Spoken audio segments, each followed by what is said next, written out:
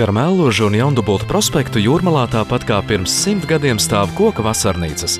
Šeit valdošais klusums, miers, priežu un jūras šalkas vienmēr ir vilinājušas atpūtniekus.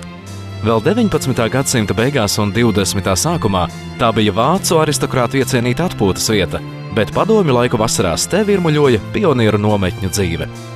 Līdz ko pienāca jūnijas, tā klāt bija arī bērni ar lielos neērtos koferos sapakotām vasaras mantām un neiztrūkstošajiem pionieru kaklautiem.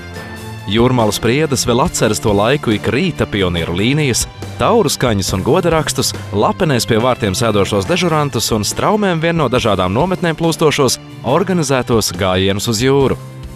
Arī tagad uz vasaras atpūtas un sporta nometnēm šurp brauc bērni, skan skaļas balsu čalas un smiekli.